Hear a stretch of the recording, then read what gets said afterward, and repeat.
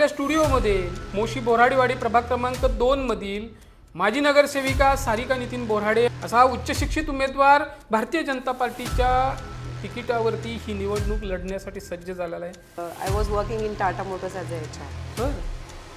Husband ह्या फील्डमध्ये जास्त इंटरेस्टेड होते. ते थोडे सोशल ॲक्टिव्हिटीज वगैरे करत होते. ते switch from Tata Motors HR to in this political field. आपल्या कार्यकाळात झालेली एक 5 चांगली कामं कोणती आहेत की जी प्रभागाच्या दृष्टीने अत्यंत महत्त्वाची होती? पिंपरी चिंचवडचा मान उंच करणारं म्हणजे 140 फीट छत्रपती शंभूराजे स्टॅच्यू. दादांचं हिंदुत्ववादी म्हणजे सर्वसमावेशक आहे की जे माझ्या माता भगिनींकडे वाईट नजरेने बघेल त्यांचे डोळे काढून ठेवा. नमस्कार, महाई न्यूजमध्ये आपल्या सर्वांचं मनपूर्वक स्वागत. पिंपरी चिंचवड महानगरपालिका निवडणुकीच्या निमित्ताने आम्ही सुरू केलेला संवाद उमेदवारांशी हा कार्यक्रम अत्यंत प्रसिद्धीस येत आहे. आज आपल्या स्टुडिओमध्ये मोशी बोऱ्हाडेवाडी प्रभाग क्रमांक 2 मधील माजी नगरसेविका सारिका नितीन बोऱ्हाडे आपल्याशी संवाद साधणार आहेत. सारिका बोऱ्हाडे या कम्प्युटर सायन्समध्ये इंजिनियर आहेत आणि पोस्ट ग्रॅज्युएशन HR सुद्धा आहेत. असा उच्च शिक्षित उमेदवार भारतीय जनता पार्टीच्या तिकिटावरती ही निवडणूक लढण्यासाठी सज्ज झालेला आहे. ताई, तुमचं आमच्या महाई न्यूजच्या स्टुडिओमध्ये मनपूर्वक स्वागत. थँक्यू, तुम्ही आम्हाला इथे बोलवलं आणि व्यासपीठ उपलब्ध करून. आज खरं तर तुम्हाला थँक्यू आम्ही म्हणायला पाहिजे, कारण प्रचाराची एवढी घाई चाललेली आहे आणि या प्रचाराच्या घाई गडबडीमध्ये आपण वेळ दिला त्याबद्दल आम्ही तुमच्या वतीने तुम्हाला आमच्या टीमच्या वतीनं तुमचे आभार व्यक्त करतो.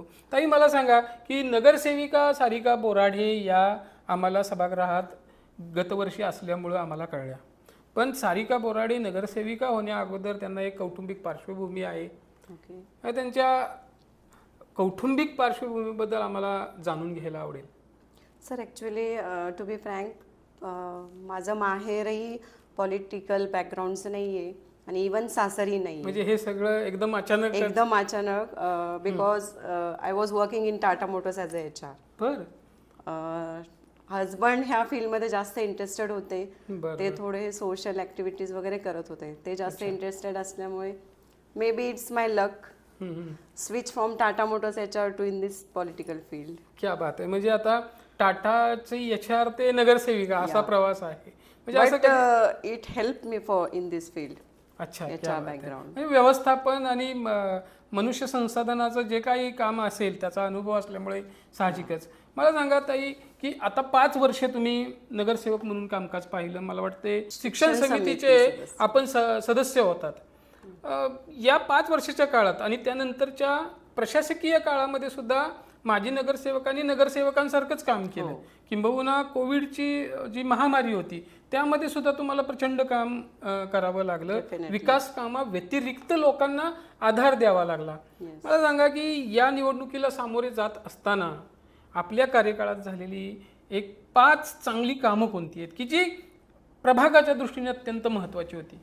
Sir, most important work in my this 8 to 9 years. आपल्या पिंपरी चिंचवडचं मान उंच करणारं म्हणजे 140 feet Chhatrapati Shambhuraje statue of Hindubhushan. तो स्टॅच्यू ऑफ हिंदूभूषणच्या उभारणीची सुरुवात तुमच्याच कार्यकाळामध्ये झाली आणि मला वाटते की मधल्या काळामध्ये आपण दिल्लीला सुद्धा जाऊन तिथं पूजन वगैरे केलं होतं.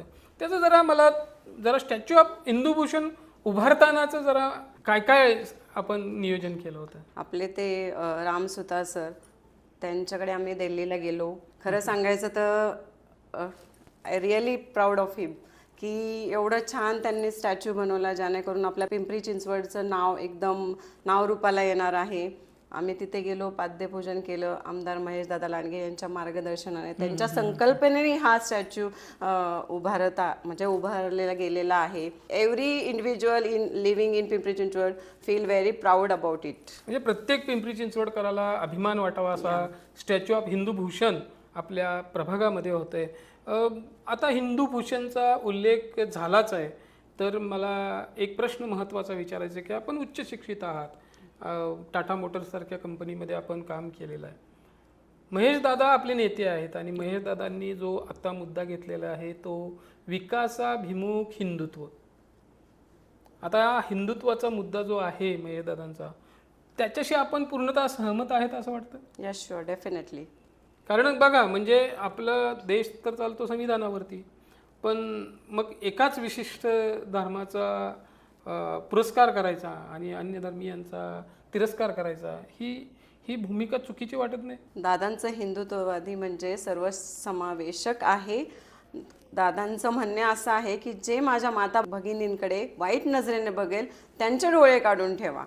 ते सर्वांना एकत्रच समजतात, पण माता भगिनींकडे कोणी जर वाईट नजरेने पाहिलं तर दादाच काय, इवन कोणी हाच विचार करेल. निश्चितच, म्हणजे सर्वसमावेशक हिंदुत्वाचा आपण पुरस्कार करता. ताई, मूळ प्रश्नावरती येतो की आपण 5 चांगली कामं जी प्रभागामधली झालेली आहेत असं सांगा. आपण एक काम सांगितलं, स्टॅच्यू ऑफ हिंदूभूषण, जे विश्वव्यापी आहे. आणखी काय सांगा? सर ॲक्च्युली खूप सारी कामं आहेत. It cannot be on paper or it cannot be listed, but I will try my best to tell you which are the big projects. Water tank, जेणेकरून महिला भगिनींची सगळ्यात महत्त्वाची समस्या असते पाण्याची, तर ते वॉटर टँक बिल्ड केले, त्यामुळं पाण्याचा प्रश्न सुटलेला आहे. सेकंड थिंग, ट्रॅफिकचा इश्यूज खूप असतात, तर DP रस्ते केलेले आहेत.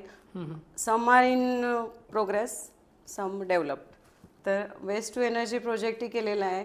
I think in world this is the project energy electricity generated from waste. बरोबर. म्हणजे असा प्रोजेक्ट कुठेच पाहिला आत्तापर्यंत तर मिळाला नाही. ते आमदार महेशदादा लांडगे यांनी ह्या प्रोजेक्टवर वर्क करून फ्रॉम वेस्टपासून इलेक्ट्रिसिटी जनरेट केलेली आहे. वेस्टचा जो स्मेल यायचा तोही आता बंद झालेला आहे. डम्पिंग होत होतं त्याचाही आता कमी झालेला आहे. मला वाटतं त्या ठिकाणी बायो मायनिंग, बायो वेस्ट आणि बायोगॅस सॅग्रिगेशन होतंय. हा, वेस्टचा पण सॅग्रिगेशन होतंय. त्याच्यावर डीपली वर्किंग चालू आहे. म्हणजे पहिलं काय व्हायचं, डम्पिंग होत होतं फक्त. आता टोटली म्हणजे सॅग्रिगेशन चालू आहे प्रत्येकाचं. आणि बोराडेवाडी विनायक नगरमध्ये गव्हर्नमेंट ई-लर्निंग स्कूल बिल्ड केलेली. अच्छा, मला वाटतं त्या ठिकाणी आता तुमचं हॉस्पिटलचं पण कामकाज सुरू होतंय मोशीमध्ये. हो, बरोबर ना. आणि इंद्रायणी नदी सुधार प्रकल्प जो तुमच्या मोशीकरांच्या जिव्हाळ्याचा पण विशेष खरं तर आम्हाला भाग्य लाभलेले. इकडनं देहू, इकडनं आळंदी, मधी ही मोशी आहे ज्याच्यात एवढे छान प्रोजेक्ट्स होत आहेत. Yes yes yes. आता मला सांगा ताई, की प्रभागातले विकास कामं आपण सांगितली. आता मुद्दा येतो की आता नव्यानं निवडणुकीला आपण सामोरं जातोय. आता पुढच्या 5 वर्षामध्ये आपलं व्हिजन काय असेल? सध्या विजन माझं ज्येष्ठांसाठी विरंगुळा केंद्र करायचं आहे. बरं. सेकंड थिंग प्लेग्राऊंड नाही आहे आमच्या इकडे. बरं. पब्लिक प्लेग्राऊंड नाही आहे. मोस्टली मी जेव्हा व्हिजिट करते तेव्हा पब्लिकची डिमांड असते की ते प्लेग्राऊंड नाही आहे चिल्ड्रन्ससाठी. थर्ड, गार्डन नाही आहे पब्लिक. ते विजन आहे.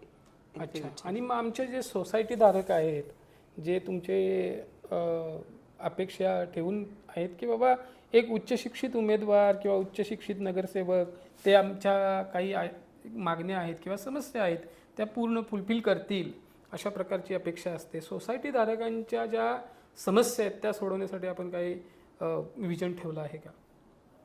हो सर, म्हणजे मी खरं सांगू का, 100% कुठली नाही का अचिव्हमेंट नसते. डेव्हलपमेंट ही कंटिन्युअस असते की आज A केलं तर उद्या B परत त्याला ॲड होतोच. तर सोसायट्यांचा इश्यू हाच आहे, ट्रॅफिकचा इश्यू आहे. तर त्याच्यासाठी आपण DP रस्त्यांचं जे रिझर्व आहेत म्हणजे तर ते करणार आहोत आपण. जे आता हाफली इनकम्प्लीट आहे ते कम्प्लीट करायचं आहे. ओके. मला सांगा की आपण महिला म्हणून महिलांच्या सक्षमीकरणासाठी काही उपक्रम हाती घेतलेत का? या शुअर. फ्रॉम 8 to 9 years किसान प्रदर्शन असतं आपल्या इथे. तर त्याच्यामध्ये महिला बचत गटांसाठी मी नेहमी स्टॉल, आमदार महेशदादा लांडगे यांच्या मार्गदर्शनाने तिथे स्टॉल उपलब्ध करून देत असते त्यांना. Second thing, driving classes.